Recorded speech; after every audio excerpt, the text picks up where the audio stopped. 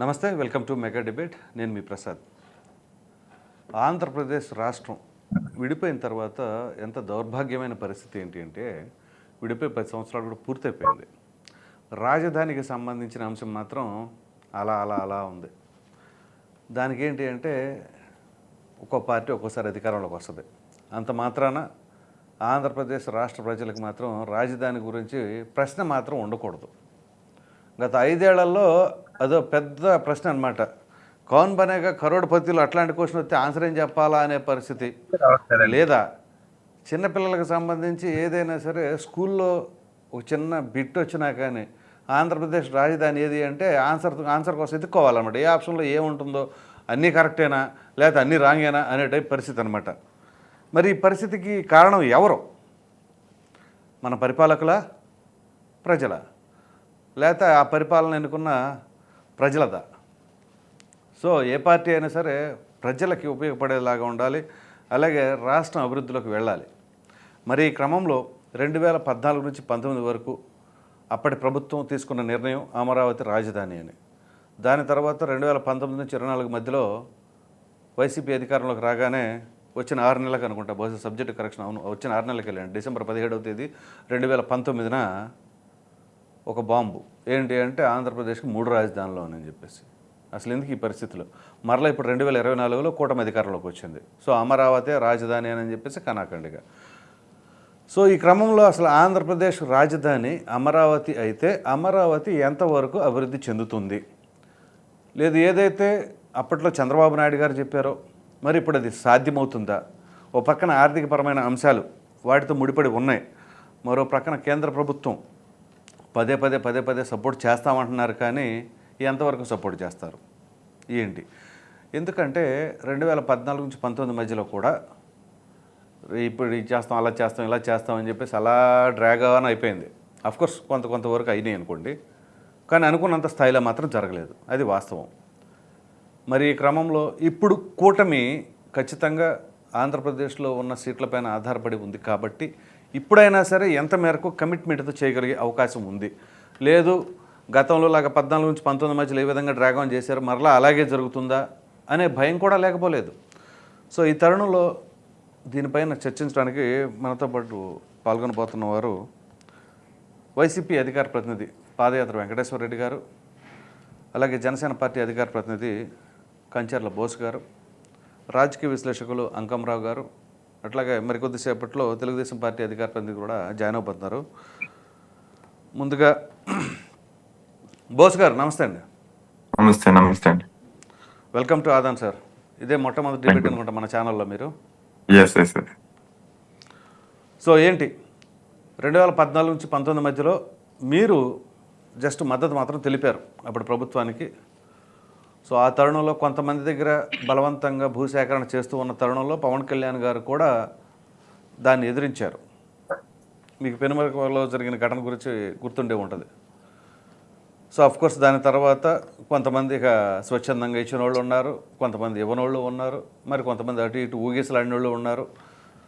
సరే అప్పుడు ప్రభుత్వం తీసుకుని ఏదైతే సచివాలయం కావచ్చు, అసెంబ్లీ కావచ్చు, హైకోర్టు కావచ్చు, ఈ నిర్మాణాలు పూర్తయిపోయినాయి. దాని తర్వాత మరికొన్ని కార్యక్రమాలు చేపడుతూ ఉన్నారు. సరే అప్పుడున్న పరిస్థితుల్లో మీకు తెలియదేం కాదు, ఎన్డీఏ కూటమి అయితే బీజేపీతో తర్వాత లాస్ట్లో 2018లో అనుకుంటే విభేదాలు తలెత్తిన క్రమంలో ఇక అప్పటి నుంచి ఒకరి మీద ఒకరు ఇచ్చేసుకున్నారు. ఓవరాల్గా ఏంటి అంటే ప్రజలకు నష్టం జరుగుతూ ఉంది.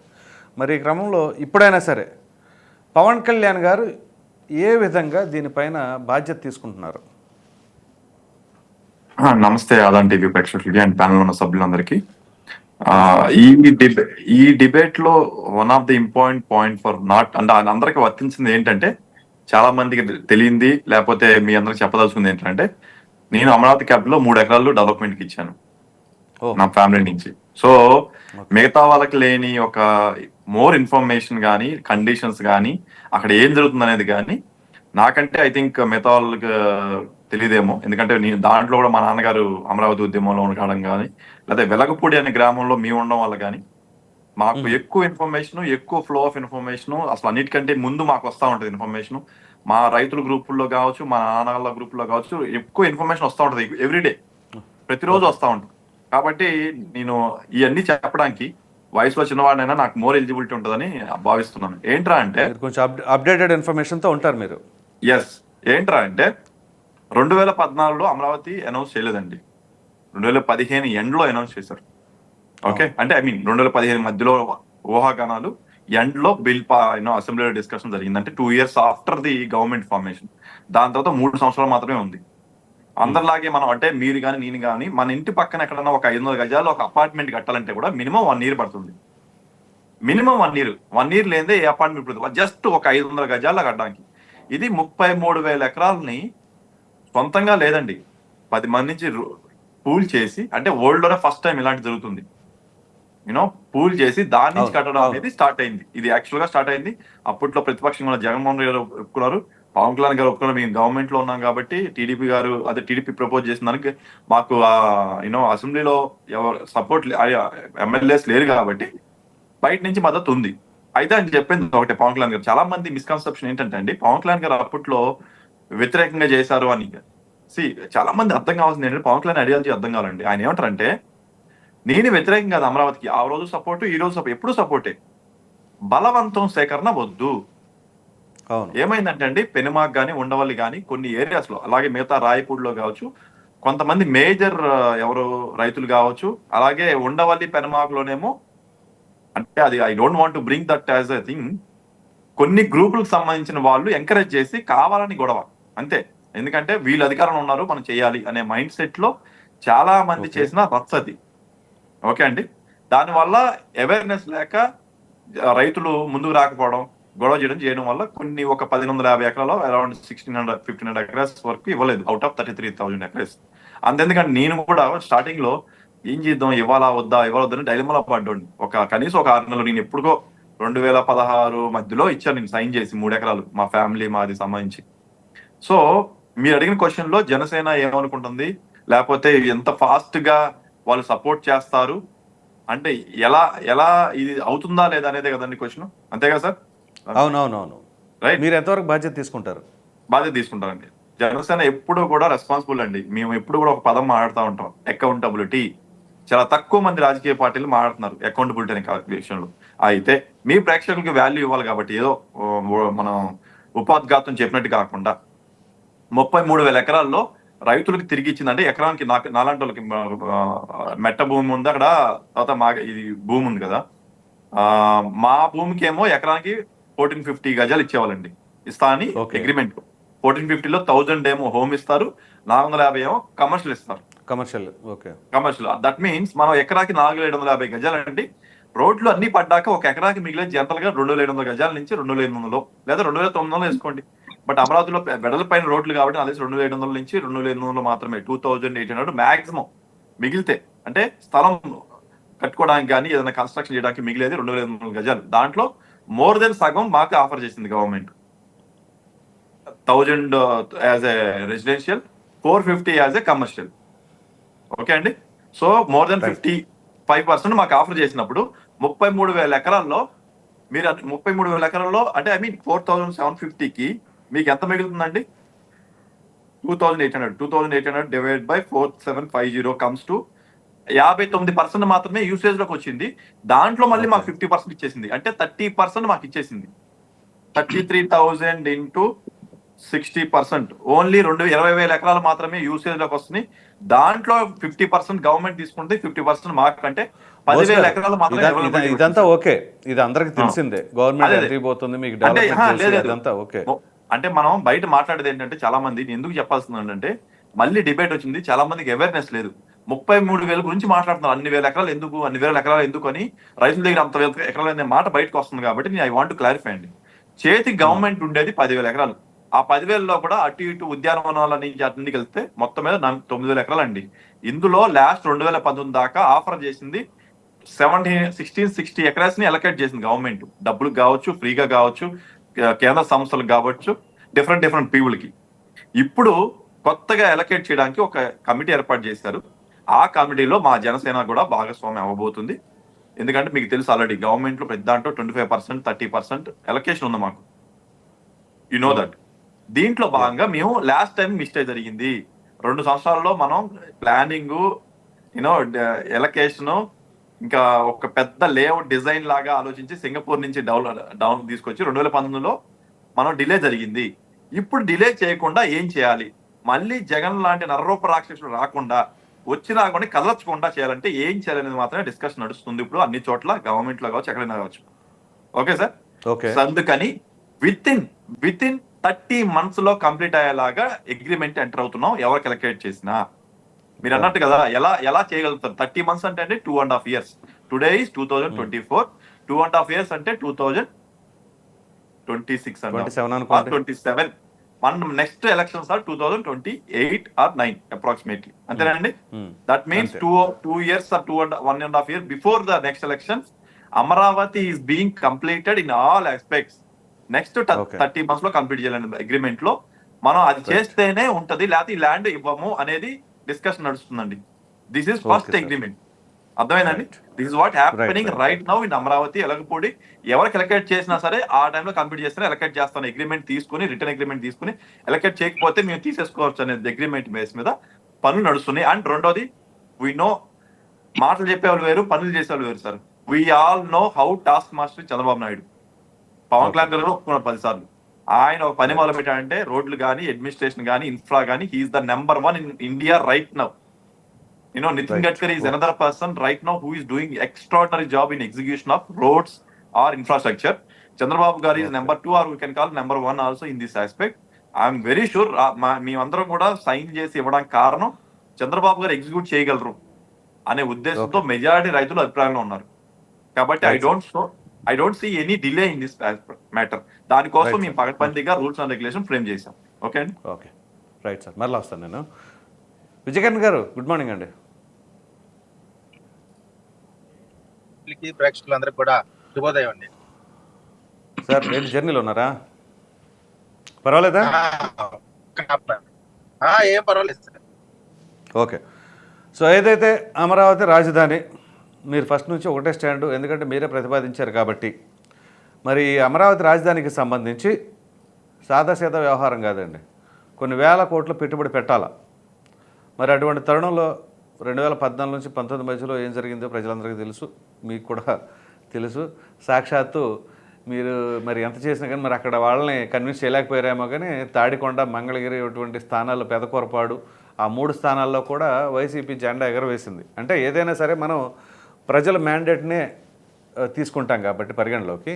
ఈ తరుణంలో ఇప్పుడు 2024 నుంచి 29 మధ్యలో మరి మీరు ఎటువంటి నిర్ణయం తీసుకోబోతున్నారు? అసలు ఈ డెవలప్మెంట్ అనేది ఎంతవరకు సాధ్యపడుతుంది ఏదైతే మీరు చెప్పారో? సో దీనికి సంబంధించి ఒక క్లారిటీ ఇస్తారా? ఇప్పుడు అమరావతి అనేది ఒక ఆర్గనైజ్డ్ రాజధాని. భారతదేశంలో ఆర్గనైజ్డ్ గా రాజధాని ఏర్పడటం అనేది ఇది నాకు తెలిసి 3వది అనుకుంటాను. ఇప్పుడు అమరావతి రాజధానిగా పెట్టడం అనే దానికి చాలా రీజన్స్ ఉన్నాయి. అక్కడే ఎందుకు పెట్టారంటే, ఆంధ్రప్రదేశ్ కున్న అన్ని ప్రాంతాలని కనెక్ట్ చేసి, అన్ని ప్రాంతాల నుంచి ఇక్కడ సెంటర్ పాయింట్ గా ఉండటం, ఎవరైనా సరే ఏదైనా పని మీద రావాలన్నా ఈజీగా యాక్సెసిబిలిటీ ఉండే విధంగా. ఇదేదో ఒక వైసీపీ వాళ్ళు చెప్పినట్టు ఏదో ఒక కులానికో లేకపోతే ఒక స్వార్థ ప్రయోజనాల కోసం పెట్టింది కాదు. ఇది అందరికీ అందుబాటులో ఒక ఆర్గనైజ్డ్ గా చేస్తున్నటువంటి ఈ అమరావతిని ఖచ్చితంగా ప్రపంచ స్థాయి నగరంగా తీర్చిదిద్దుతారనేటువంటిది మనం గతంలో చంద్రబాబు నాయుడు గారి విజన్ అంటారు అందరు. ఇప్పుడు కూడా విజన్ అంటే ఏంటంటే, ఒక హైటెక్ సిటీ అనేది ఒక చిన్న ప్రాంతంలో మొదలు పెడితే ఈ రోజున హైదరాబాద్ కి అది ఒక తలమానికంగా, ఇక కొత్త న్యూ హైదరాబాద్ గా అది ఆ ప్రాంతం అంతా కూడా అభివృద్ధి చెందింది. అలానే అమరావతిలో కూడా 14 నుంచి 19 వరకు మేము ఏం చేశాము అనే దానికి ల్యాండ్, అసలు భారతదేశంలో మనం అనేక ప్రాంతాల్లో చూస్తూ ఉంటాం, ఒక 50 ఎకరాలు 100 ఎకరాలు ప్రొక్యూర్ చేయటమే చాలా కష్టంతో కూడుకున్న పని. దానికే యుద్ధాలు జరుగుతాయి, ప్రభుత్వాలు మారితే రకరకాలైన సమస్యలు ఉంటాయి. అటువంటిది ఒక్క ప్రాంతంలో కూడా యాజిటేషన్ లేకుండా ఏదో ఒకటి అరా ఏదన్నా ఇబ్బంది వచ్చిందేమో, అది కూడా సబ్జెక్ట్ టు కరెక్షన్. మొత్తానికైతే చాలా సక్సెస్ఫుల్ గా చంద్రబాబు నాయుడు గారి చాణక్యంతో ప్రజల్ని నమ్మించి మీకు ఇది చేస్తామనేటువంటిది క్లియర్ గా చెప్పి వాళ్ళకి ఒప్పించి మెప్పించి రాజధాని ప్రాంతం అంటే ఏదో 4 బిల్డింగ్లు లేకపోతే 4 రోడ్లు కాదు. ఇది అన్ని రకాలైనటువంటి అభివృద్ధికి సంబంధించిన అన్ని ప్రపంచం కూడా ఇటువైపు వచ్చి ఇక్కడ ఇన్వెస్ట్ చేయాలి. ఎందుకంటే మనం ఆదాయం లేకుండా వచ్చినటువంటి రాష్ట్రం మనం. రేపు ఆదాయం సమకూరకపోతే మన ఆంధ్రప్రదేశ్ అభివృద్ధి చెందాలి అంటే, ఆదాయం రావాలంటే మనం ఒక వేదికని ప్రపంచానికి చూపించగలగాలి. అలా చూపించడానికి ప్రయత్నం చేసే భాగంగానే 19 నుంచి ఒక్క నిమిషం విజయకిరణ్ గారు ఒక్క నిమిషం. అమరావతి నుంచి ఒక అక్కడ అతను లోకల్ అతను అనమాట, అతను కాల్ చేస్తున్నారు. నమస్తే అండి, నేను ప్రసాద్ అండి, ఆదాన్ మీడియా. నమస్కారం ప్రసాద్ గారు. నమస్తే, చెప్పండి. తారక్ తారక్ చెప్పండి, మీది ఎక్కడండి, మీ ఏ ప్రాంతం మీది? మంగళగిరి అండి. ఓకే, చెప్పండి. అమరావతికి సంబంధించి అసలు డెవలప్మెంట్ ఏ విధంగా జరుగుతుంది, ఎంతవరకు వచ్చింది, ఎవరు చెబుతున్నది వాస్తవం, ప్రజలు ఏమనుకుంటున్నారు? నేనైతే ఏ రాజకీయ పార్టీ గురించి మాట్లాడను కానీ ప్రస్తుతానికి నేను మామూలుగా ఇక్కడ లోకల్లో తిరుగుతూ ఉంటాను కాబట్టి చూస్తే జంగిల్ క్లియరెన్స్ కొంతమేర జరుగుతుందండి. ఓకే, అది ఫ్యూచర్ లో ఏ గవర్నమెంట్ ఉన్నా ఎవరున్నా బేసిక్ ఇన్ఫ్రాస్ట్రక్చర్ డెవలప్ చేసి రోడ్లు వేసి రైతులు ఎవరైతే పొలాలు ఇచ్చారో వాళ్ళ ప్లాట్లు వాళ్ళకి ఇస్తే డెవలప్మెంట్ అంతా బాగుంటుంది. ఓకే, అది సో ఇప్పుడు ఇది ఎంతవరకు సాధ్యపడుతుంది అంటారు? వీళ్ళైతే ప్రభుత్వం ఏదైతే చెబుతుందో అవన్నీ కూడా ఈ 5 ఏళ్ల కాలంలో పూర్తయిపోయే అవకాశం ఉందంటారా? ప్రోస్ అండ్ కాన్స్ అన్ని ఉంటాయి కదండి. ఇది అందరికీ అందుబాటు అయిన ప్రాంతం, అంటే ఇటు రాయలసీమకి కానీ ఇటు ఉత్తరాంధ్రకి కానీ అందరికీ అందుబాటు అయినది. మెయిన్ ఇప్పుడు హైవే వస్తుందండి, ఇక్కడ విజయవాడ నుంచి ఇబ్రహీంపట్నంకి కలిసే విజయవాడ బైపాస్ ఒకటి వస్తుంది. ఓకే, అది పూర్తయితే గానీ కొంత అమరావతికి కనెక్టివిటీ కూడా వస్తుంది. సో అప్పుడు డెవలప్మెంట్ వస్తుంది. ఎప్పుడైతే ఇన్ఫ్రాస్ట్రక్చర్ రోడ్లు అయితే ఉన్నాయో డెవలప్మెంట్ ఆటోమేటిక్ గా వస్తుంది ఏ ప్రాంతానికైనా. అది సో ఇప్పుడు పబ్లిక్ ఏ విధంగా ఫీల్ అవుతున్నారు అంటే, రాజధాని అనేది ఒక సెక్యూర్డ్ ప్లేసు అవునా కాదా? పబ్లిక్ అంటే ఇప్పుడు తెలిసిందే కానీ పీపుల్స్ ఒపీనియన్ డివైడ్ అయ్యే ఉన్నారు. దానికి మనం ఏమీ చెప్పలేము. బెనిఫిట్ ఉన్న వాళ్ళేమో ఇక్కడ అంటారు, లేని వాళ్ళు ఇది అంటారు. బట్ బేసిక్ గా అందరికి అనుకూలమైన ప్రాంతం. ఇటు ట్రావెల్ కానీ ఇటు మనకి విజయవాడ నుంచి ఇండియా వైడ్ ట్రైన్స్ ఉన్నాయి, ఎయిర్పోర్ట్ దగ్గర ఉంది, రైట్, అందరికి అనుకూలం.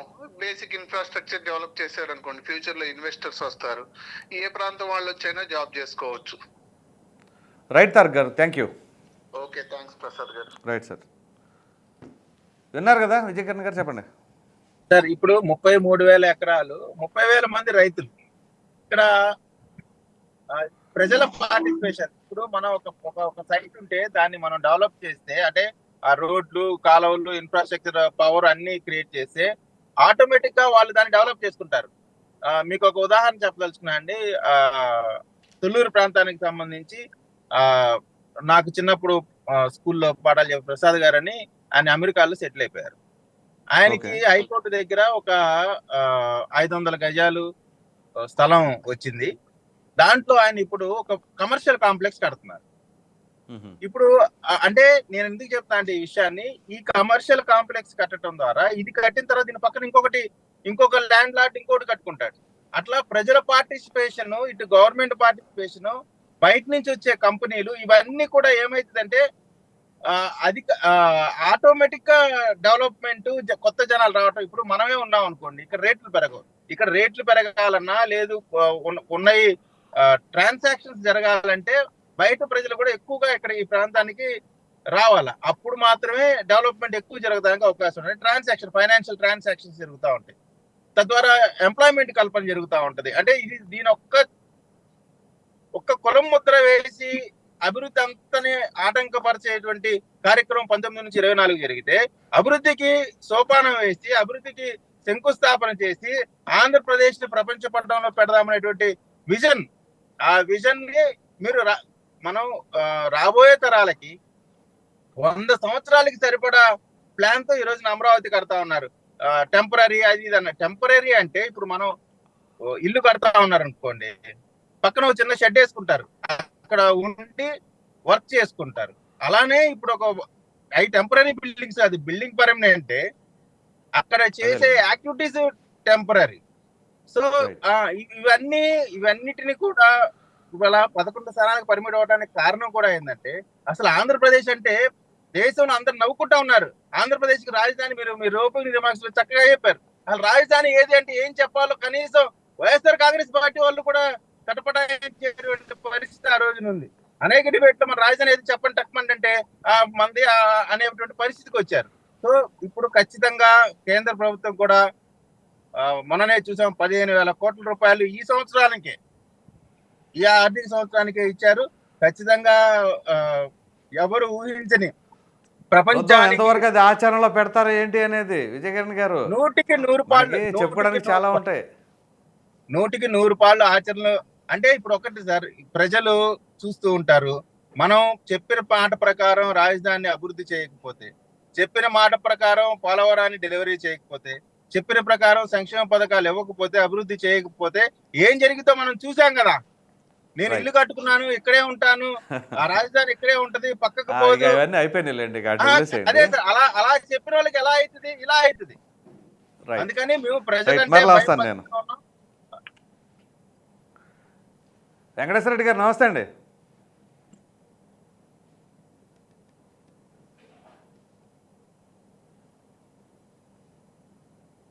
నమస్తే అండి సార్.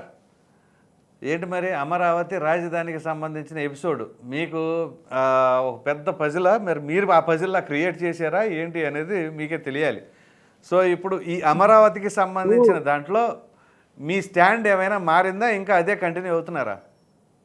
ఇది ఇప్పుడు ఎవరైనా ఏదైనా పెద్దలు చెప్పినట్టుగా చెప్పింది అమలు చేస్తే ప్రాబ్లమ్స్ రావు. చెప్పేది ఒకటి చేసేది ఒకటి అయితే ఖచ్చితంగా ప్రాబ్లమ్స్ వస్తాయి.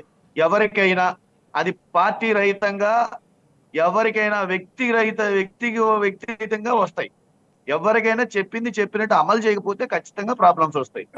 ఇక్కడ పెద్దలు మంగళగిరి వాసి ఒక ఆయన వచ్చి ఒక మాట చెప్పారు. అదేంటంటే రాజధాని ఇన్ఫ్రాస్ట్రక్చర్ ఏర్పాటు చేసి ఎవరి ప్లాట్లు వాళ్ళకి ఇచ్చి ఉంటే ఈ సమస్య ఇంతవరకు వచ్చేది కాదు. ఎవరి ప్లాట్లు వాళ్ళకి ఇవ్వడానికి 15 నుంచి 19 వరకు చంద్రబాబు నాయుడు గారికి టైం సరిపోలా. ఇంకొకటి ఏంటంటే పెద్దలు బోస్ గారు ఒక మాట చెప్పారు, 33,000 ఎకరాలు మాత్రమే అని చెప్పారు. కాదండి, దట్స్ రాంగ్. అసైన్డ్ భూములు అయితేమి, ప్రభుత్వ భూములు అయితేమి మొత్తం కలిపి ఆ ప్రాంతంలో 55,000 ఎకరాల భూములు ఉన్నాయి. 55,000 ఎకరాల భూములు ఉన్నాయి. అంటే అసైన్డ్ భూములకి, ప్రభుత్వ భూములకి, ల్యాండ్ కి రైతులకి ఇవ్వాల్సిన భాగస్వామ్యం ఉండదు. అంటే అవి కంప్లీట్ గా ప్రభుత్వం వినియోగించుకోవచ్చు. ఏది ఈ 33,000 ఎకరాల్లో మాత్రమే రైతులకి భాగస్వామ్యం, వాళ్ళకి ఫ్లాట్లకి స్థలం ఇవ్వాలి ఇన్ని గజాలని, మిగతా వాటికి ఇచ్చే పని లేదు. ఇంకొకటి ఏంటంటే మెయిన్ టెక్నికల్ అంశాల విషయానికి వస్తే, ఒక్క నిమిషం వెంకటేశ్వర రెడ్డి గారు, మరో కాలర్ లైన్లోకి వచ్చారు. ఒక్క నిమిషం. హలో, నమస్తే అండి. నేను ప్రసాద్ అండి, ఆదాన్ మీడియా నుంచి. ఎవరు? నమస్తే అండి. మీ పేరు? నా పేరు సత్య అండి. సత్య గారు చెప్పండి, ఎక్కడి నుంచి అండి? అది మంగళగిరి అండి మాది. మీది మంగళగిరేనా? చెప్పండి. అమరావతికి సంబంధించి అసలు అక్కడ పురోగతి ఎలా ఉంది? 1, 2, 14 నుంచి 19 మధ్యలో టీడీపీ హయాంలో అమరావతి రాజధాని ఏ మేరకు అభివృద్ధి చెందింది? ఆ తర్వాత జగన్మోహన్ రెడ్డి గారి హయాంలో అక్కడ ప్రజలు ఎలా భావించారు? మరలా ఇప్పుడు 24లో కూటమి అధికారంలోకి వచ్చిన తర్వాత ఇప్పుడు చెబుతున్న హామీల ప్రకారం ఎంత మేరకు అభివృద్ధి చెందే అవకాశం ఉందంటారు? 14 నుంచి 19 దాకా చంద్రబాబు నాయుడు గారి గవర్నమెంట్ టైంలో రైతులందరినీ ఒప్పించి ల్యాండ్ ఎక్విజిషన్ ద్వారా, ల్యాండ్ పూలింగ్ ద్వారా భూమిని తీసుకోవడానికే మాక్సిమం టైం సరిపోయింది. రైతులను కన్విన్స్ చేయడానికి, ఆయన ప్లాన్స్ ఏంటో ఎక్స్ప్లెయిన్ చేయడానికే సరిపోయింది 2-3 సంవత్సరాల తర్వాత. ఆ తర్వాత ఈ లేఅవుట్ ప్లాన్స్ చేయటం, రోడ్ కనెక్టివిటీ మీద కాన్సన్ట్రేట్ చేశారు. చేసి ట్రాన్సిట్ కోసం టెంపరీ బిల్డింగ్స్ కాకపోయినా పర్మనెంట్ స్ట్రక్చర్స్ అయినా కూడా టెంపరీగా సెక్రటేరియట్, అసెంబ్లీ ఇవన్నీ కన్స్ట్రక్ట్ చేయడం జరిగింది. ఈ గవర్నమెంట్ మారిన తర్వాత ప్రయారిటీ ఆఫ్ ద గవర్నమెంట్ కి ప్రయారిటీ లేకపోవటం, జగన్మోహన్ రెడ్డి గారికి ఇంట్రెస్ట్ లేకపోవటం వల్ల ఈ గత 5 సంవత్సరాలు ఏ కార్యక్రమాలు ముందుకెళ్ళలేదు. అసలు ఏ డెవలప్మెంట్స్ లేవు ఇక్కడ చెప్పాలంటే. ఏ ప్రాజెక్ట్ కైనా ముందుకెళ్ళాలంటే ల్యాండ్ చాలా ఇంపార్టెంట్. ఎస్. సో ఇప్పుడు ఎయిర్పోర్ట్ రావాలన్న వైజాగ్ ఎయిర్పోర్ట్ తీసుకోండి, ల్యాండ్ ఎక్వైర్ చేయడానికి 5 సంవత్సరాలు పట్టింది. ఆ ల్యాండ్ ఎక్వైర్ అయిపోయిన తర్వాత ఈ ప్లానింగ్ కూడా కంప్లీట్ అయిపోయి పర్మిషన్స్ వచ్చిన తర్వాత హార్డ్లీ 3 years లో ప్రాజెక్ట్ ల్యాండ్ అవబోతుంది, ఫ్లైట్స్ ల్యాండ్ అవబోతున్నాయి ఎయిర్పోర్ట్ ఇంకొక 2 సంవత్సరాల్లో. సో మేజర్ గా ఈ ల్యాండ్ ఎక్విజిషన్ కార్యక్రమం 14 to 19 కంప్లీట్ అయిపోయింది, ప్లానింగ్ కూడా ఆల్మోస్ట్ కంప్లీట్ అయిపోయింది. ఇప్పుడు కావాల్సింది ఫండింగ్. ఈ ఫండింగ్ కూడా మన వరల్డ్ బ్యాంక్ వాళ్ళు వచ్చి విజిట్ చేయటం, మేము ఫండింగ్ ఇస్తానని చెప్పటం. సో ప్రాబబ్లీ మేమంతా చాలా హోప్ఫుల్ గా ఉన్నాం. ఓకే. ప్రాజెక్ట్ ఇంకో 2-3 సంవత్సరాల్లోనే మంచి షేప్ వస్తుంది. మరి ఇప్పుడు అమరావతి డ్రోన్ సమ్మిట్ అని చెప్పేసి ఈ మంత్ 22nd, 23rd ఏదో నిర్వహించబోతున్నారు. సో దానివల్ల ఏమైనా సరే ఉపయోగం జరగబోతుంది అంటారా? అంటే ప్రజలు ఎట్లా ఫీల్ అవుతున్నారు అనేది. ఉపయోగం ఉంటుందండి, ఎందుకంటే గవర్నమెంట్ కి దీని మీద చాలా ఇంట్రెస్ట్ ఉంది. ఓకే. ఈ టాప్ ప్రయారిటీ లిస్ట్ లో చంద్రబాబు నాయుడు గారి గవర్నమెంట్, ఈ గవర్నమెంట్ టాప్ ప్రయారిటీస్ లిస్ట్ లో అమరావతి కూడా ఒకటి కాబట్టి ఓకే, ఈ ఇంకొక సంవత్సర కాలంలోనే చాలా మార్పులు వస్తాయని మొత్తం అంతా ఈ బుష్ క్లీనింగ్, బుష్ కటింగ్ అంతా కంప్లీట్ అవుతుంది. జంగిల్ క్లియరెన్స్, జంగల్ క్లియరెన్స్ మొత్తం అంతా కూడా అడవిలా తయారైంది. ఓకే. ఈ రోడ్స్ మీద కూడా చెట్లు మొల్ చేయడం ఇవన్నీ జరిగినాయి. సో ఈ జంగల్ క్లియరెన్స్ అనేది కటింగ్ కంప్లీట్ అయిపోయిన తర్వాత అప్పుడు ఇంకా కార్యక్రమాలన్నీ మొదలవుతాయి. ఈ కన్స్ట్రక్షన్స్ కూడా, ఈ కాంట్రాక్ట్లు కేటాయించడం ఇవన్నీ కూడా చాలా స్పీడ్ గానే అవుతాయని మేమైతే చాలా నమ్మకంగా ఉన్నామండి. రైట్ సార్, సత్య గారు, thank you. Thank you so much. Right అండి. యా, వెంకటేశ్వర రెడ్డి గారు చెప్పండి సార్. మాట్లాడొచ్చండి ఇంకా? చెప్పండి సార్. ప్రభుత్వం ఏదైతే చెప్పిందో, ప్రభుత్వం ప్రతిపక్షంలో ఉన్నప్పుడు పార్టీలు కానీ నాయకులు కానీ ఏదైతే చెప్పారో అవి అధికారంలోకి వచ్చినాక అమలు జరపకపోతేనే ఇబ్బందులు వస్తాయి. అమలు జరపాలంటే గత 14 నుంచి 19 వరకు చంద్రబాబు నాయుడు గారు ల్యాండ్ ఎక్విజేషన్ చేయడానికి మాత్రమే టైం సరిపోయింది అని అంటున్నారు. ఈ జంగిల్ క్లియరెన్స్ ఇవన్నీ చేసేసి రైతులకు ప్లాట్లు అట్లీస్ట్ ఆ రోజు ఆ ప్రభుత్వానికి రాజధాని ప్రాంతంలో మంగళగిరి, తాడికొండ సైతం ఓడిపోవటానికి ప్రధాన కారణం నాకు తెలిసి అక్కడ రైతులకి వాళ్ళకి ఇవ్వాల్సిన ప్లాట్లు వాళ్ళకి అలికేట్ చేయకపోవడం. రైతులకి వాళ్ళకి ఇవ్వాల్సిన ప్లాట్లు వాళ్ళ భూమిలో, వాళ్ళ భూమి తీసుకొని వాళ్ళకి ఇవ్వాల్సిన ప్లాటు వాళ్ళకి ఇవ్వకపోవడం అనేది ప్రధాన తప్పిదం. అది కనుక మీరే చెప్పండి. ఇప్పుడు మీరు చెప్తున్న దాని ప్రకారంగా అక్కడ స్థానికంగా టీడీపీ ఓడిపోవడానికి గల కారణం అక్కడ రైతులు ఎవరైతే భూములు ఇచ్చారో వాళ్ళకి ల్యాండ్ అదే సైట్ అలాట్మెంట్ కాలేదని చెప్పేసి అన్నారు కదా. మరి మీరే అనేక మార్లు చెప్పింది ఏంటి అంటే ఎక్కడెక్కడి నుంచో ఒక సామాజిక వర్గం వాళ్ళు వచ్చేసి అక్కడ పెట్టుబడి పెట్టారు, అక్కడ ఇన్సైడర్ ట్రేడింగ్ జరిగింది అని చెప్పేసి అన్నారు కదా. మరి అప్పుడు స్థానికంగా వీళ్ళు ఎలా ఓడిస్తారు? దట్ ఈస్ నాట్, అది ఒక ట్రేడింగ్ జరిగిన విషయం వేరు. రైతులకి భూములు ఇవ్వడం వేరు. ఇప్పుడు సాకులు 100 ఎత్తుకుతారు. ప్రతిపక్షం మా బాధ్యత ఏంది? ప్రతిపక్షం మేము విమర్శిస్తాం. ప్రభుత్వం ఏం చేయాలి అంటే మేమంటే మీరు ఆపేస్తారా? ప్రతిపక్షం అంటే ప్రభుత్వం ఆపలేదు కదా సార్. ఆపకపోతే ఏం జరిగింది? జరిగితే ఈ ప్రాబ్లమ్స్ ఎందుకు వస్తాయి? ఇక్కడ మీరు చెప్పినట్టుగా ప్రాబ్లం వచ్చింది, వీళ్ళు చెప్పిన పని చేయలేదు టీడీపీ వాళ్ళు. చేయనంత మాత్రాన ఏకంగా రాజధాని మార్చేస్తాం అనేది పరిష్కార మార్గం కాదుగా. అలా కాదు, ఇలా చేసి చూపించాలనేది మీరు ఎందుకు చేయలేదు? అమరావతి రాజధాని డెవలప్మెంట్ అంటే ఎట్లా ఉంటుంది, మీకు కుదరలేదు, మీకు చేతకలేదని చెప్పేసి మీరు ఎందుకు చేయలేకపోయారు? ప్రసాద్ గారు, మాది ఒక చిన్న క్వశ్చన్ అండి. మాది ఒక చిన్న విషయం ఏంటంటే, సరిగా టాపిక్ అటు ఉంచండి. ఇక్కడ విషయం ఏంటంటే, ఏ పార్టీలైనా సరే ప్రతిపక్షంలో ఉండి మాటలు ఇచ్చి అధికారంలోకి వచ్చి కూటమిగా ఏర్పడి ప్రభుత్వం ఏర్పాటు చేసి పరిపాలన చేస్తున్నప్పుడు ఆ ప్రభుత్వం సక్రమంగా పనిచేయకపోతే సామాజిక మాధ్యమాలు కావచ్చు, జర్నలిస్టులు కావచ్చు, మేధావులు కావచ్చు, విపక్షాలు కావచ్చు, వాళ్ళని సక్రమంగా పనిచేసే మార్గంలో పెట్టి ప్రశ్నించాల్సిన బాధ్యత వీళ్ళందరి మీద ఉంటది. వీళ్ళందరి యొక్క వీటిని తీసుకొని ప్రభుత్వం పనిచేయాల్సి, సక్రమంగా ఓర్పుతో నేర్పుతో పనిచేయాల్సి ఉంటుంది. ఇక్కడ సామాజిక మాధ్యమాలు ప్రశ్నించాల్సిన వాళ్ళు ప్రభుత్వం ఏం చేసినా వత్తాసు పలికితే ఆ ప్రభుత్వం సక్రమంగా పనిచేస్తుందా? ఒకటి, సక్రమంగా పనిచేయాల్సిన ప్రభుత్వం, ఎన్నికలు అయిపోయినాయి, గెలిచినాయి, పనిచేయాల్సిన టైంలో సామాజిక మాధ్యమాలు, జర్నలిస్టులు, మేధావులు ఆ ప్రభుత్వానికి వత్తాసు పలికితే ఆ ప్రభుత్వం సక్రమంగా పనిచేస్తుందా?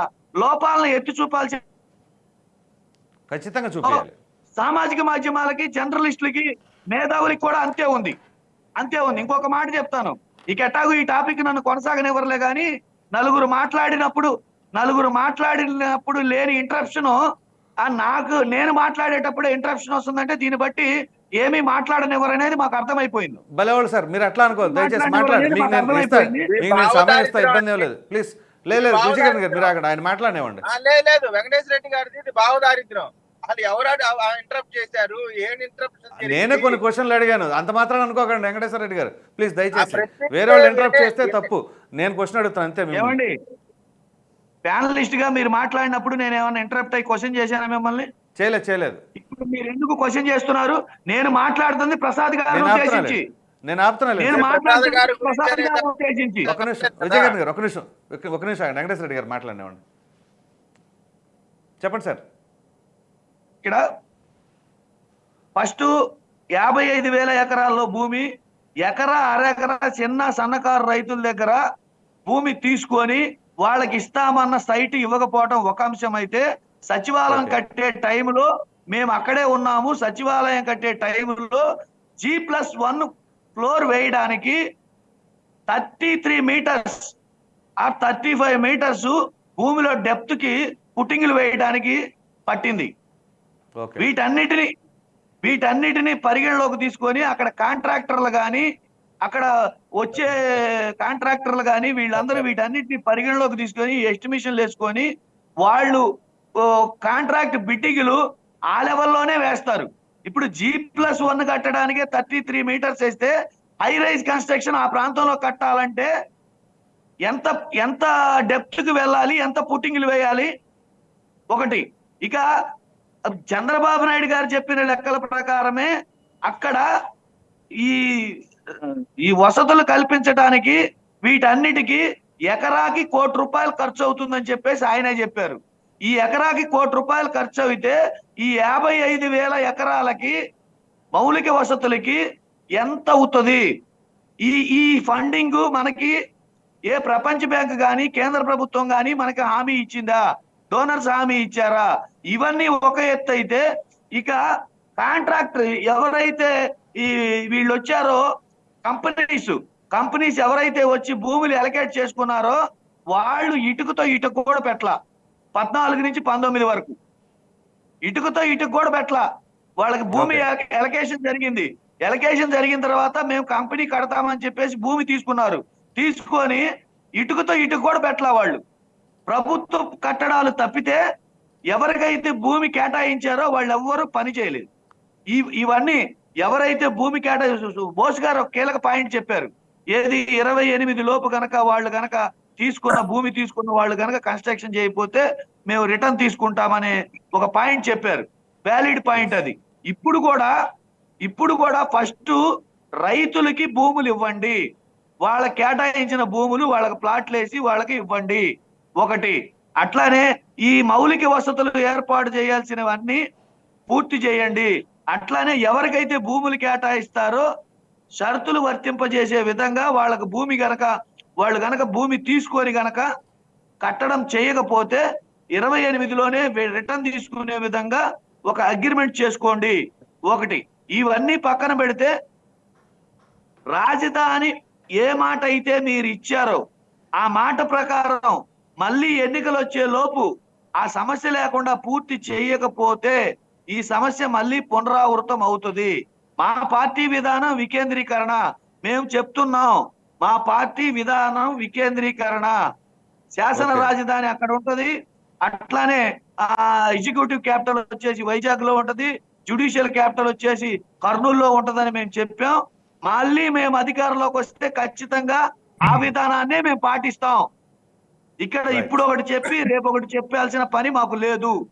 అయితే ఇప్పుడు ఏమైంది అయితే అప్పుడు చెప్పిన మేధావుల విషయం మా అభిప్రాయం కూడా ఏమిటంటే, ఏదైతే వైజాగ్ నుంచి మెడ్రాస్ హైవే ఉందో, నాగార్జున యూనివర్సిటీ ప్రాంతం ఉందో, ఆ ప్రాంతంలో కనుక 2,000 ఎకరాలు తీసుకొని ఖచ్చితంగా 2000 ఎకరాలు తీసుకొని ప్రభుత్వ కట్టడాలు, అట్లీస్ట్ ప్రభుత్వ బిల్డింగ్స్ ఏదైతే గవర్నమెంట్ ఆఫీసెస్, ఈ సచివాలయం ఇవన్నీ కనుక అక్కడ కట్టున్నట్టయితే ఆటోమేటిక్ గా రాజధాని ఒకరు డెవలప్ చేసే పని లేదు. ఈ ప్రైవేట్ కన్స్ట్రక్షన్స్ అన్ని ఆటోమేటిక్ గా అవే డెవలప్ అవుతాయి. ఈ రైతుల దగ్గర భూములు తీసుకొని రియల్ ఎస్టేట్ వ్యాపారం చేసి ఇవి మళ్ళీ కంపెనీల పేరుతోటి దారాదత్తం చేసి ఈ రైతుల్ని ముంచి వాళ్ళకి ప్లాట్లు ఇవ్వకుండా, వాళ్ళకి సకాలంలో కవులు ఇవ్వకుండా, వాళ్ళకి ఇంటికి ఒక ఉద్యోగం ఇస్తామని వాళ్ళకి ఇవ్వకుండా, ఎప్పుడైతే ఇంత మిస్టేక్స్ జరిగినాయో అక్కడ ప్రజా వ్యతిరేకత వస్తుంది. ఇప్పటికైనా ఆ మిస్టేక్స్ ని ఈసారైనా కవర్ చేస్తారని మేము ఆశిస్తున్నాం. రైట్ సార్, మీరు ఇప్పుడు ఒక మాట అన్నారు చూసారా, మీరు కమిట్ చెప్పండి. ఇంకా విషయం ఏంటంటే ఇప్పటికీ జంగిల్ క్లియరెన్స్ కి మాత్రమే బడ్జెట్ అలికేట్ చేసి మొదలెట్టారు. అట్లానే ప్రభుత్వం ప్రపంచ బ్యాంక్ ఇస్తానన్న నిధులకి ఇంతవరకు అగ్రిమెంట్ అవ్వలేదు, అవి ఇంతవరకు విడుదల చేయలేదు. ప్రపంచ బ్యాంక్ ఇస్తామన్న రుణం విడుదల చేయలేదు. వాటన్నిటికీ వాళ్ళు టర్మ్స్ అండ్ కండిషన్స్ పెట్టారు. ఆ టర్మ్స్ అండ్ కండిషన్స్ ప్రభుత్వం పూర్తి చేస్తే ఇస్తుంది, టర్మ్స్ అండ్ కండిషన్స్ ఒప్పుకుంటే ఇస్తుంది, లేకపోతే ఇవ్వదు. ఈ కేంద్ర ప్రభుత్వ సహాయము చేస్తామని చెయ్యట్లేదు. చెయ్యకపోతే ఆంధ్రప్రదేశ్ ప్రభుత్వం ఏ నిర్ణయం తీసుకోవాలనేది ఒకటి ఉంది. ఇప్పుడు కూడా మళ్ళీ ఈసారి ఇప్పుడే ఒక 5 ఏళ్లలో పూర్తి అవుద్దా ఇదే అంటారు. ఇంకోటి ఏంటంటే హైటెక్ సిటీ నిర్మాణం పూర్తి చేసింది చంద్రబాబు నాయుడు, ఆయన విజన్ ఉన్న వ్యక్తి అని చెప్తున్నారు. పెద్దలు ఒకసారి గమనించాలి. హైటెక్ సిటీ శంకుస్థాపన కార్యక్రమం మొదలు పెట్టింది రాజీవ్ గాంధీ హయాంలో నెదురుమల్లి జనార్దన్ రెడ్డి గారు ముఖ్యమంత్రిగా ఉన్నప్పుడు ఆయన శంకుస్థాపన చేశారు. ఇప్పటికీ ఆయన స్టోన్ అక్కడ ఉంది, చూసుకోపోండి. అట్లనే హైటెక్ సిటీ పూర్తి చేసి ప్రారంభోత్సవం చేసింది రాజశేఖర రెడ్డి గారు. ఇప్పటికీ ఆయన స్టోన్ అక్కడ ఉంది, చూసుకొని పోండి. అట్లనే హైదరాబాద్ లో మెట్రో రైల్ నగరం తెచ్చింది రాజశేఖర రెడ్డి గారి హయాంలో. అట్లనే ఔటర్ రింగ్ రోడ్ తెచ్చింది రాజశేఖర రెడ్డి గారి హయాంలో. శంషాబాద్ ఎయిర్పోర్ట్ తెచ్చింది రాజశేఖర రెడ్డి గారి హయాంలో. ఇక్కడ నిజాలని కప్పిపుచ్చి చెయ్యని పని చేశామని చెప్పుకోవడంలోనే ప్రాబ్లం ఉంది.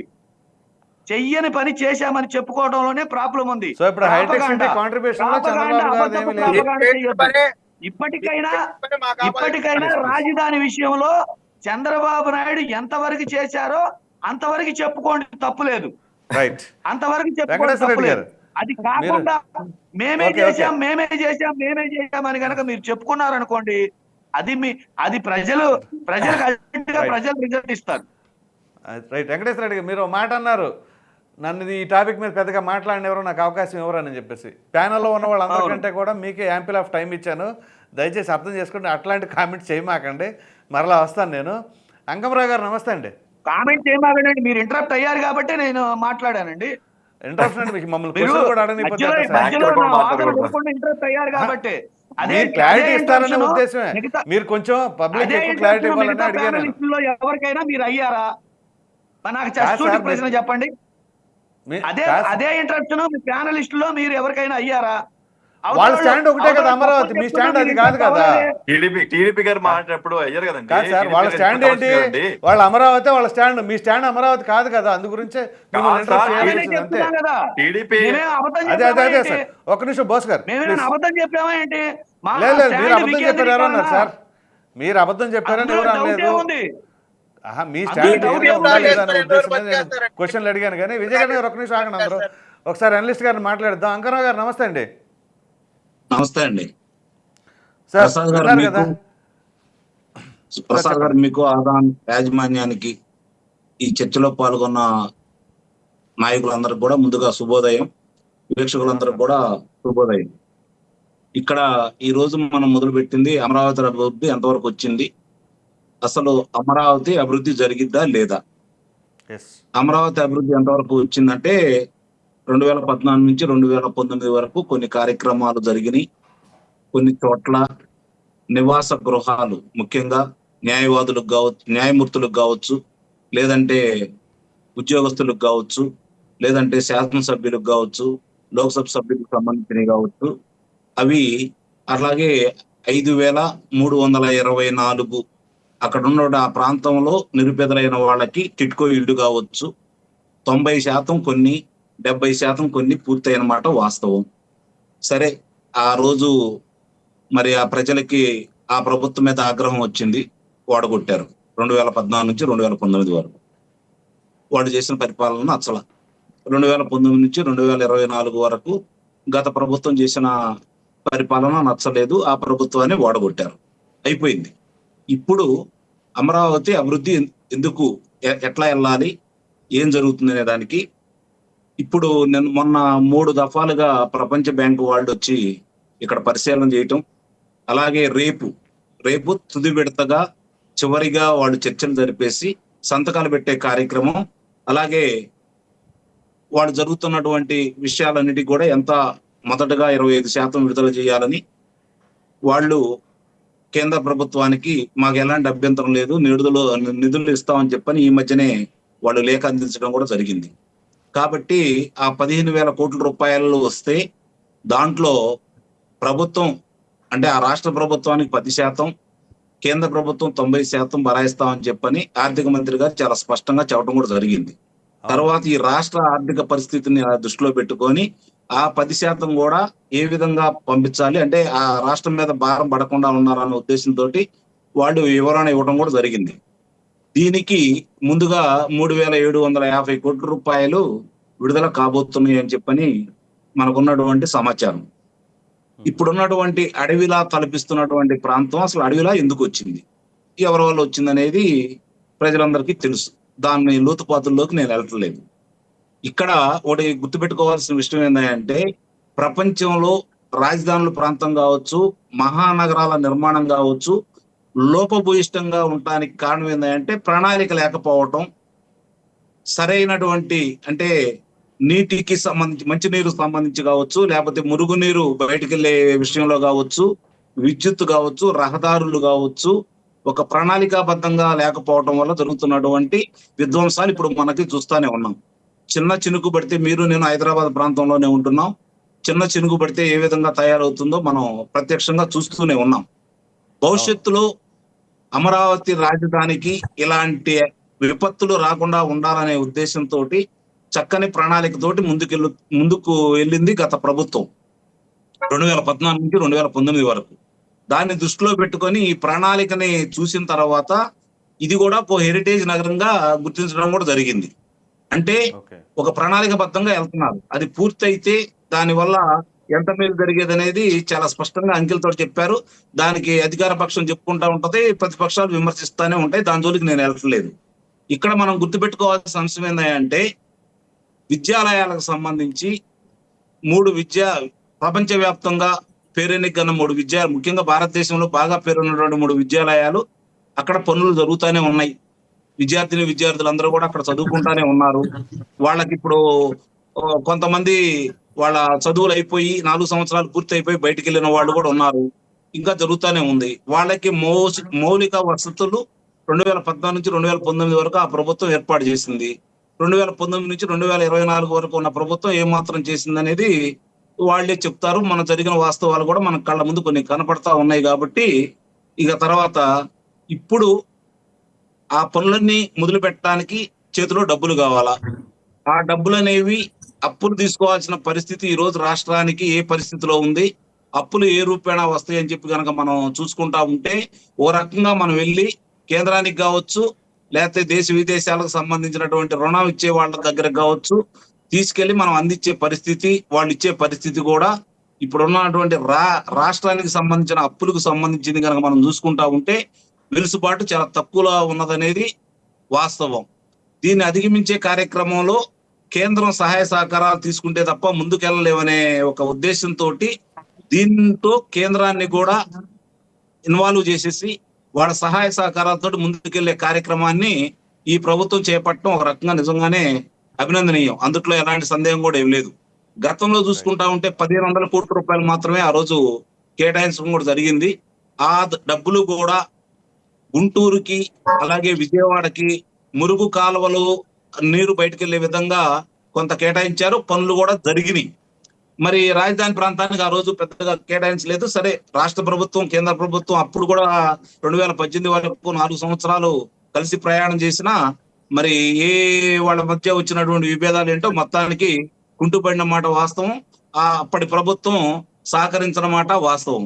కానీ ఇప్పుడున్న పరిస్థితుల్లో చంద్రబాబు నాయుడు గారు వెళ్ళి ఈ కూటమి ప్రభుత్వం తరపున మాకు కావాలి అంటే కాదనలేని పరిస్థితి కేంద్రానికి ఉంది. దానికి ఉదాహరణగా ఈ 117 రోజుల సందర్భంగా మనకు జరుగుతున్నటువంటి కేంద్రం నుంచి వచ్చిన అనుమతులు చూసుకుంటా ఉంటే ఇది కొంచెం ఆశాజనకంగానే ఉంది. అభివృద్ధి జరిగిందనే నమ్మకం ఏర్పడతా ఉంది. దానికి ప్రత్యక్ష ఉదాహరణ ఏంటంటే ఇప్పుడున్నటువంటి 9 రహదారులు, అంటే అమరావతికి కలపటానికి సంబంధించినటువంటి 9 రహదారులు, కృష్ణా నది మీద వంతెనకు సంబంధించింది కావచ్చు, కేంద్ర ప్రభుత్వం 7,271 కోట్ల రూపాయల నిధులు విడుదల చేస్తూ మేము అంగీకారం తెలుపుతున్నామని చెప్పని ఈ మధ్య నితిన్ గడ్కరీ గారు దానికి అనుమతులు మంజూరు చేయడం కూడా జరిగింది. ఇది ఒక మంచి పరిణామం. సహజంగానే ఆ రహదారులన్నీ కూడా మళ్ళీ వచ్చి అవన్నీ పూర్తయిపోయి రాజధానిలో కలిపితే నిస్సందేహంగా రాజధాని అభివృద్ధి చెందుతుంది. ఇక్కడ ఒక ప్రశ్న ఏంటంటే రాజధాని మాత్రమే అభివృద్ధి చెందాలా, రాష్ట్రంలో మిగిలిన ప్రాంతాల పరిస్థితి ఏంటనే అంశం కూడా ఈ రోజు తెర మీదకి వచ్చిన మాట కూడా వాస్తవం.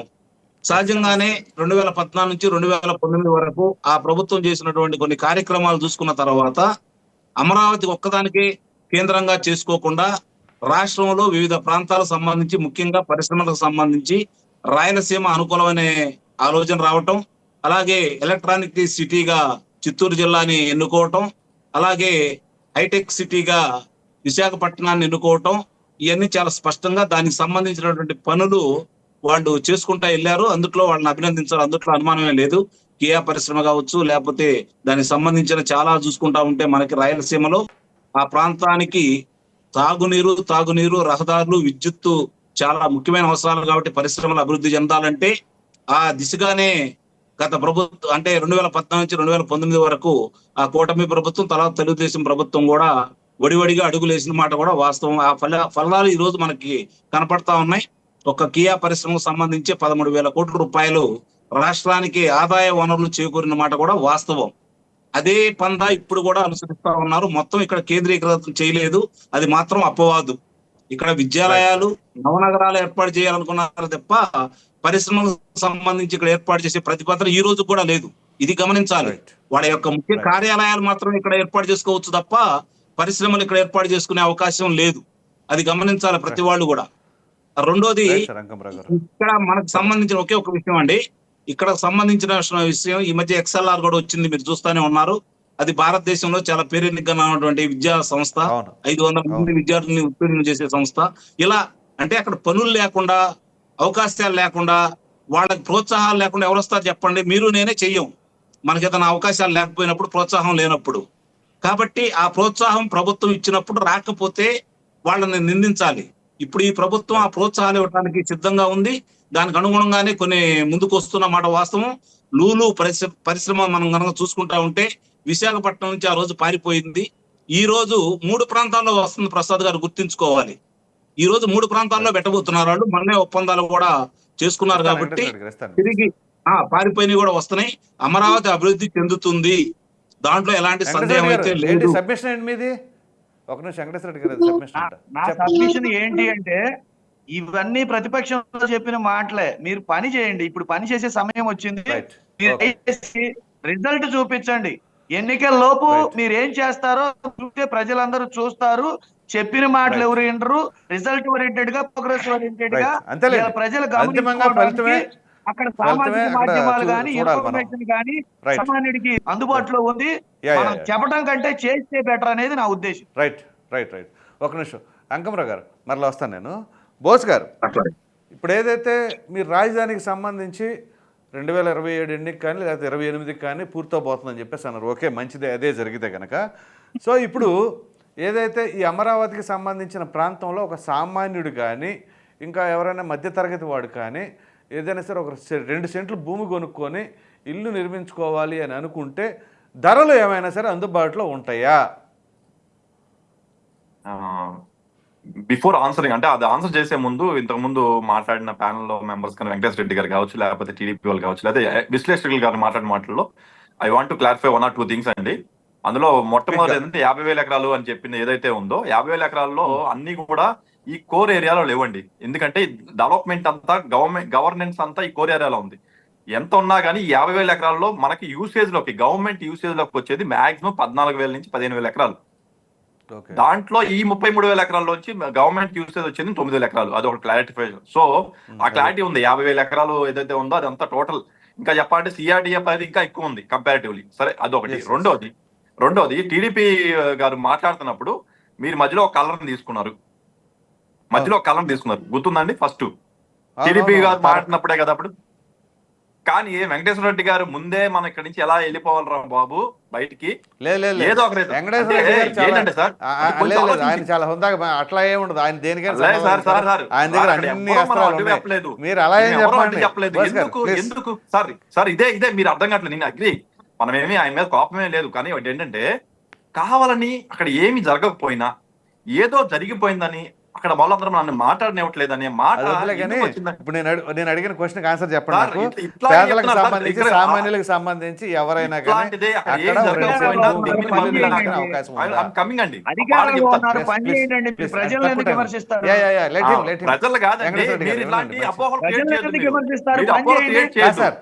ఇది కొంచెం పేదలకి సామాన్యులకు సంబంధించిన క్వశ్చన్. అది చెప్పనే ఉండదు. ఆన్సర్ ఏం చెప్తారో చూద్దాం ఒకసారి. ఒక నిమిషం ఆగండి. ఇప్పుడు ఈ రోజు డేట్ లో మాట్లాడే టైం అయిపోయిందండి. మీరు ప్రూవ్ చేసుకోవడం మాత్రమే మిగిలింది. సంబంధించి క్వశ్చన్ అడిగాను. చెప్పండి. మీరు పేదల పక్షపాతి కదా, మీరు పేదల పక్షపాతి కదా. ఒక నిమిషం మీకు సంబంధించిన క్వశ్చన్ అడిగాను. మీరు ప్రూవ్ చేసుకోవాలా మీ యాక్షన్ ఏంటనేది, అంతేగాని ఇంకా ఏదో మాటలు చెప్తాం. లేకపోతే ప్రజలు ఇప్పుడు ఇదిగోండి ప్రూవ్ చేయకపోతే తెలిసింది. నాకు ఆ పేదలకు వెంకటేశ్వర రెడ్డి గారు మంచి క్వశ్చన్ అడిగినప్పుడు ఆన్సర్ రాని ఇట్లా. ఎగ్జాక్ట్లీ ఒక డిబేట్ అన్నప్పుడు నేను వెంటనే పాతదే వదిలేకుండా ఇంత ముందు మాట్లాడిన దాన్ని కూడా మేము మాట్లాడాలి కదా. రెండోది ఏంటంటే ఆయన ఏమన్నారు, అసలు పాయింట్ మర్చిపోయారండి. ఆయన ఏమన్నారో సంగతి పక్కన పెట్టండి సార్. చెప్పండి. అదే దాని ముందు చెప్పే ముందు మొత్తం నేను చెప్పేటప్పుడు ఆ పేరు కరెక్ట్ గా పోయింది. సరే anyway coming to the point, మీరు అడిగిన దానికి ఏంటంటే సామాన్య ప్రజలు కొనుక్కోడానికి ఉందా? ఎస్, ఈ రోజు అక్కడ స్క్వేర్ ఫీట్ 6,000 రూపాయలు నడుస్తుందండి. కన్స్ట్రక్షన్ చేసినా ఏదైనా జరిగిన ఫ్లాట్ 6,000 రూపాయలు. అది కూడా మంగళగిరి హైవే మీద ఉన్న ప్లాట్లు అన్నిటికి కూడా 4,000 నుంచి 6,000 మధ్య నడుస్తుంది. విజయవాడలో అయితే 3,500 వరకు నడుస్తుంది. ఓకే అండి. సో 40-50 లక్షల్లో ఒక ఫ్లాట్ అయితే వస్తుంది సార్. అక్కడ 30 లక్షల నుంచి 50 లక్షల మధ్యలో ఫ్లాట్ వస్తుంది. మేము నిజాయితీగా మాట్లాడుకుందాం. కానీ ల్యాండ్ రేట్ కోర్ క్యాపిటల్ ఏరియాలో, ల్యాండ్ అంటే కోర్ క్యాపిటల్ అంటే వేరు సార్. కోర్ క్యాపిటల్ ఎక్కడ అంటే ఈ మందరం, వెలకపూడి, ఈ కోర్ ఉంది. మిగతా 28 గ్రామాలు ఈ కోర్ క్యాపిటల్ లో మాత్రం చాలా డిమాండింగ్ వెళ్ళిపోయింది. ఎందుకంటే ప్లాన్ ప్రకారం అక్కడ పెద్ద పెద్ద గవర్నమెంట్ సంస్థలు, governor building, administration building, CM office ఇవన్నీ వస్తున్నాయి. కాబట్టి కోర్ క్యాపిటల్ వరకు రెగ్యులర్ ల్యాండ్ అవైలబిలిటీ చాలా హై రేట్ లో పెరుగుతుంది సార్. ఫ్లక్చుయేషన్ బాగా ఉంది. లైక్ 30,000 నుంచి 60,000 మధ్యలో నడుస్తుంది. ఎందుకు? ఇది రేపొద్దున బంగారం అయిపోద్దని demand and supply sir. It's very common. ఈ రోజు హైదరాబాద్ లో నేను శ్రీనగర్ కాలనీ ఉంటాను, శ్రీనగర్ ఉంటాను. 2.5 లక్షలు 3 లక్షలు ఉంది. సామాన్య ప్రజలు శ్రీనగర్ కాలనీలో ఉండలేరు. మరి ఇప్పుడు ఈ రోజు చెప్పొచ్చా? అట్లా కాదు కదండి. Demand and supply applies in the entire world. Mumbai వెళ్తే 3 బెడ్రూమ్. చెప్పేది మంగళగిరి రూరల్ ఏరియాలో గజం 6,000కి వస్తుందా? Square feet sir. ఇప్పుడు కన్స్ట్రక్షన్ నేను చెప్పేది ఇల్లు కొనుక్కోవాలంటే అన్నారు మీరు, స్థలం కొనుక్కుంటాను కాదు. స్థలం కొనుక్కోవాలంటే నాకు తెలిసి 20,000 నుంచి 20,000. ఇప్పుడు గవర్నమెంట్ ల్యాండ్ ఉంది సార్. నవలూరు అనే గ్రామంలో గవర్నమెంటే సేల్కి పెట్టింది లాస్ట్ టైం. మీకు గుర్తుందో లేదో? గవర్నమెంట్ లేఅవుట్ వేసి సేల్కి పెడితే ఆల్మోస్ట్ 12,000 13,000 పలికింది ఆ టైంలో. Okay sir. ఇప్పుడు నాకు తెలిసి చంద్రబాబు గవర్నెన్స్ పాజిటివ్నెస్ పెరిగి కూటమి గవర్నెన్స్ పాజిటివ్ పెరగడం వల్ల ఇది ఆల్మోస్ట్ 20,000 నుంచి 30,000 మధ్యలో అయితే నడుస్తుంది sir. Apart from core capital పక్కకి వెళ్తే, కోర్ క్యాపిటల్ అయితే 30,000 నుంచి 60,000 మధ్యలో ఒక డిమాండ్ ఉంది. కోర్ క్యాపిటల్ కొంచెం కాస్ట్లీ ఉంది. బట్ మిగతా చోట జనాలు అంటే with in the span of 10 kilometres కాబట్టి అవైలబిలిటీ ఉంది. ఖచ్చితంగా సామాన్య ప్రజలు కొనుక్కోవడానికి అవకాశం ఉంది. కమింగ్ 3 years లో నాకు తెలిసి మీరు అన్నమాట నిజంగానే కోర్ కోర్ క్యాపిటల్ లో డబ్బులు కూడా కొనుక్కోలేరేమో, అంత డిమాండ్ ఉండబోతుంది. జస్ట్ లైక్ దుబాయ్, ఈరోజు దుబాయ్ వెళ్తే మీకు ఎడారి అంత ఇసుక, కానీ ఎందుకు అంత కాస్ట్లీ ఉందరా అంటే ఆ డెవలప్మెంట్, ఆ ఇన్ఫ్రాస్ట్రక్చర్, ఆ వరల్డ్ క్లాస్ ఫెసిలిటీస్ వల్ల అంత డిమాండ్ అండ్ సప్లై, అందులో సప్లై కూడా తక్కువ ఉంటుంది. ల్యాండ్ ఇస్ స్కేర్సిటీ అందువల్ల. రైట్. విజయకిరణ్ గారు సార్, మరి ఏంటి ఈ పేదలకు సంబంధించి మీరు ఏమైనా సరే అందరం ద్రాక్షగా ఏమైనా సరే ఉంచుతారా ఏంటి?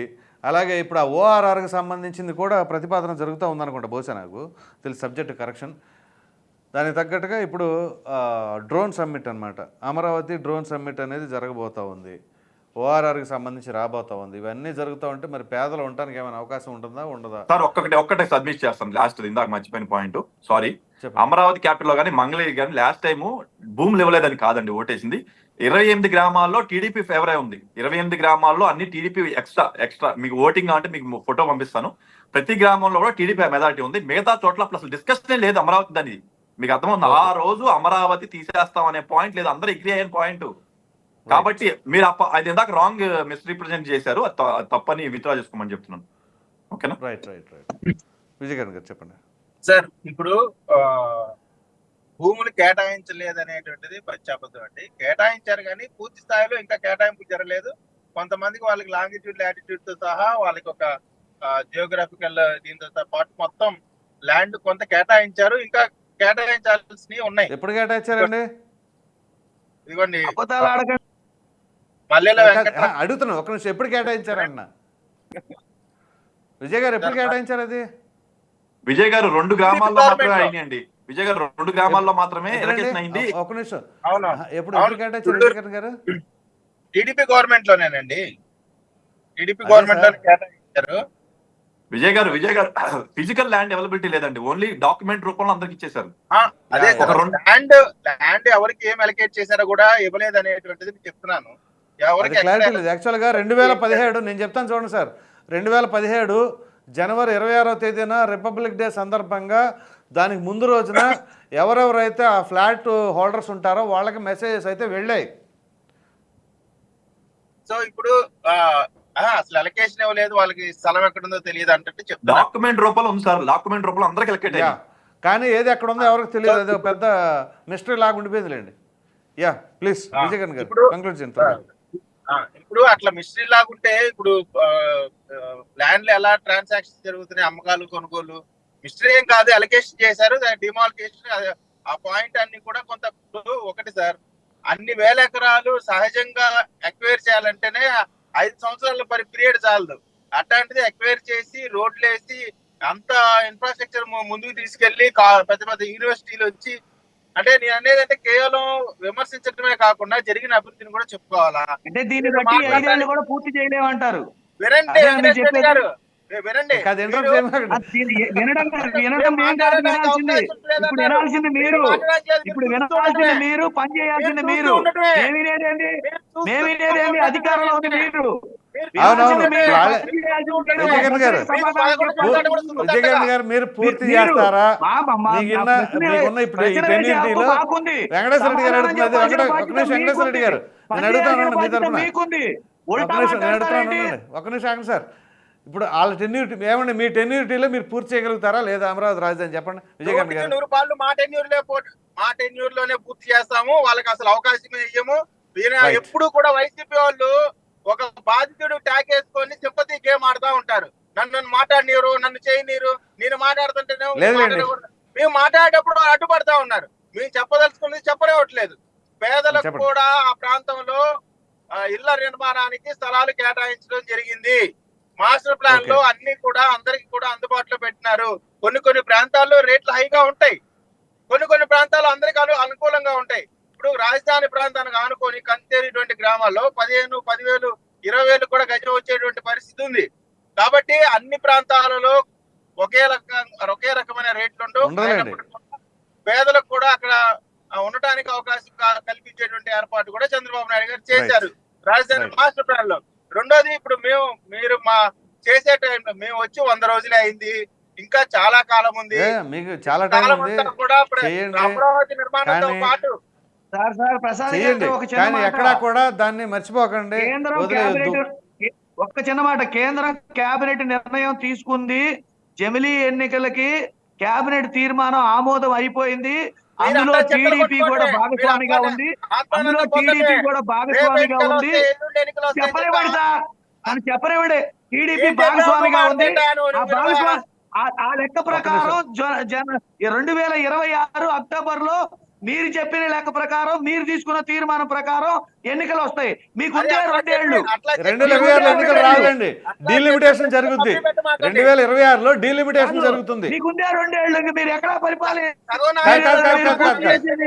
అలా 2 ఏళ్ళు అట్లా కాదు. వెంకటేశ్వర రెడ్డి గారు, మీరు రెండు కాంట్రాస్ట్ న్యూస్ కలుపుతున్నారు. 2026లో డీలిమిటేషన్ జరుగుద్ది, నెంబర్ ఆఫ్ సీట్స్ పెరుగుతాయి, కానీ ఎన్నికలు జరగవు. జమిలీ ఎన్నికలు జరిగే లెక్క అయితే ఇప్పుడు హర్యానా ఎలక్షన్ జరగదు, కాదు ఇప్పుడు హర్యానా ఎలక్షన్ జరగదు, మహారాష్ట్ర ఎలక్షన్ జరగదు, జమ్మూ అండ్ కాశ్మీర్ మొన్న కదా జరిగింది. జమిలీ ఎన్నికలు ఎలా జరుగుతాయి? అసలు అది జరగదు. అది 2028 అవుతుందండి. జమిలీ ఎన్నికలకి ఆమోదం తెలిపారా లేదా? ఆంధ్రప్రదేశ్ ఆమోదం తెలిపారు, కానీ ఇప్పుడు జరగవు ఎన్నికలు. అవి ఎన్నికల తీర్మానంలో ఏముంది? ఆ జమిలీ ఎన్నికల తీర్మానంలో ఏముంది? సరే, సబ్జెక్ట్ మనం డిబేట్ అయిపోతాం, కానీ మీరు సరే, ఒకవేళ జమిలీ ఎన్నికలు వస్తే జమిలీ ఎన్నికల్లో పూర్తి చేయండి, జమిలీ ఎన్నికలు వస్తే జమిలీ ఎన్నికల్లో పూర్తి చేయండి, లేదంటే మీరు టెన్యూట్ అయిపోయేలా పూర్తి చేయండి. కాబట్టి పార్టీ ఖాళీ అయిపోతుంది కాబట్టి ప్రజలకు ఒక నమ్మకం కలిగించేటువంటి ఇది ఒక కొత్త డ్రామా. Okay, right. అట జమిలీ ఎన్నికలు ఇప్పుడే రావులేండి. సరే, మరలా సార్ వెంకటేశ్వర రెడ్డి గారు, ఇప్పుడు జమిలీ ఎన్నికలు అంటున్నారు కదా వెంకటేశ్వర రెడ్డి గారు, వెంకటేశ్వర రెడ్డి గారు ఏదో టెక్నికల్ ఇష్యూ ఉన్నట్టుంది. అంకమరావు గారు చెప్పండి, ప్రసాద్ గారు చెప్పండి. ఇది ఒక ఎత్తు, మరలా ఇక్కడ జమిలీ ఎన్నికలు అని చెప్పేసి అని అంటున్నారు, అది వేరే విషయం అనుకోండి.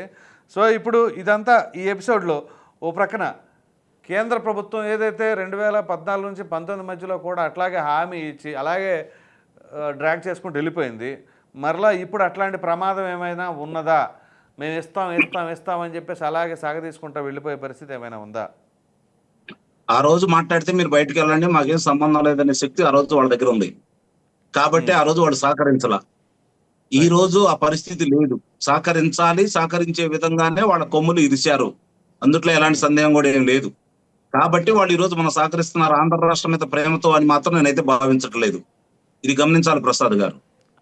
ఆంధ్ర రాష్ట్రం మీద వాళ్ళకి తప్పదు కాబట్టి తప్పనిసరిగా చేస్తారు. అందువల్లే చాలా స్పష్టంగా, ఆంగ్లంలో చాలా మందికి అర్థం కాదేమోనని అచ్చ తెలుగులో నిర్మలా సీతారామన్ గారు చాలా స్పష్టంగా చెప్పారు. అవును. ఇక్కడ రెండోది 2028 నాటికి పూర్తి చేయండి అని చెప్పి పోలవరానికి కూడా 12,000 కోట్ల రూపాయల పైచిలుకు ఈ రోజు వాళ్ళు కేటాయించడం కూడా జరిగింది. మరి గతంలో జరగలేదు కదా ఇట్లా. ఇందాక నేను ఉదాహరించినట్లు ఆ రోజు అమరావతి అభివృద్ధి కోసం 1,500 కోట్ల రూపాయలు మాత్రమే కేటాయించారు.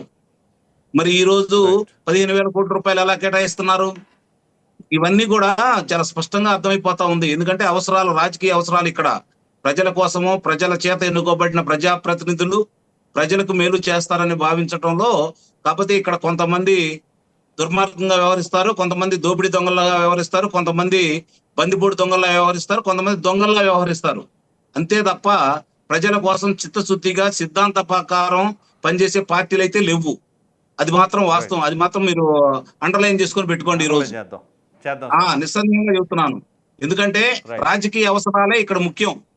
లేకపోతే జరుగుతున్న పరిణామాలన్నీ మనం చూస్తా ఉంటే ఎవరికి వాళ్ళు ఆ పార్టీ సిద్ధాంతాలు ఏదన్నా ఉన్నాయా ఎక్కడన్నా? ఒక్క పార్టీ చెప్పండి ఈరోజు సిద్ధాంత ప్రకారం వాళ్ళు ముందుకు చెప్పండి. అసలు అమరావతి అనే దాన్ని నాశనం చేసి ఇవాళ ఈ పరిస్థితి రావడానికి గల కారణం ఎవరంటారు? అమరావతి పరిస్థితికి రావటానికి 30% మంది జగన్మోహన్ రెడ్డి గారు అయితే 70% కేంద్ర ప్రభుత్వం. రైట్ రైట్ సార్, నిస్సందేహంగా అదే చెప్తారు మీరు. ఇక 100% అండి. గతంలో జరిగింది మీరు అడిగారు కాబట్టి నేను చెబుతున్నాను. ఈ రోజు ఏంటంటే ఆ పరిస్థితి లేదు. ఈ రోజు ఆ పరిస్థితి లేదు. జరుగుతున్న పరిణామాలు, ఆంధ్ర రాష్ట్రంలో జరుగుతున్న పరిణామాలన్నీ కూడా వాళ్ళకు కూడా ఆ శాఖ వాళ్ళకు కూడా తాగింది. ఇది గుర్తుపెట్టుకోవాలి మీరు. ఆంధ్ర రాష్ట్రంలో జరిగినటువంటి విధ్వంసం శాఖ వాళ్ళకు కూడా తాకింది కాబట్టే ఆ నొప్పి వాళ్ళకి అర్థమైపోతుంది కాబట్టి ఈ రోజు ముడి కింద వాళ్ళకి సెగ కాబట్టి కొంచెం శాంతి కోసం వాళ్ళు చేస్తున్నారని అయితే నేను భావిస్తున్నాను. రైట్ సార్, హడావుడిగా ధన్యవాదాలండి చర్చలో పాల్గొన్నందుకు. జనసేన పార్టీ అధికార మంత్రి కంచర్ల బోస్ గారు, అలాగే విజయకిరణ్ గారు, తెలుగుదేశం పార్టీ అధికార మంత్రి, రాజకీయ విశ్లేషకులు ముప్పాల అంకమరావు గారు, అలాగే వైసీపీ అధికార ప్రతినిధి పాదయాత్ర వెంకటేశ్వర రెడ్డి గారు, అందరికీ ధన్యవాదాలండి. మళ్ళీ రేపు కలుద్దాం.